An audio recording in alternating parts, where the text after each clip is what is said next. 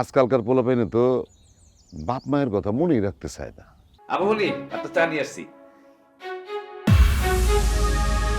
এই, আপনি আমার বেডরুমে কি করতেছেন? সত্যি করে বলেন আপনার মতলব কি, আর আমার রুমে কেন আসছে?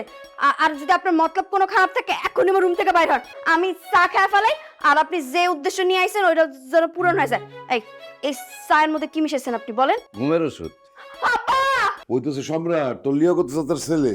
ও আমাদের বাড়ির চাকরের ছেলে? বাড়ির চাকর তো আর আপন চাচা হইতে পারে। এখন আমি আসল কাজ করব, বুঝাবো কত ধানে কত চা।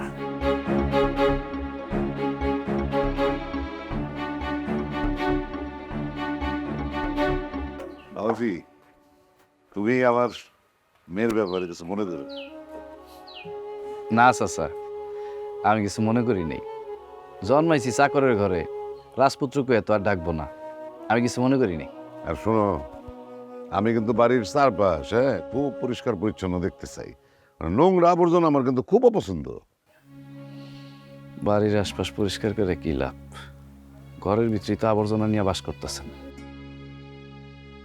আমি কিছু বললা নাকি? না চাচা, কিছু বলি নাই। চাচা এই দেখেন এইদিকে অনেক ময়লা টয়লা আছে, তাহলে এইগুলো পরিষ্কার করা শুরু করি আমি।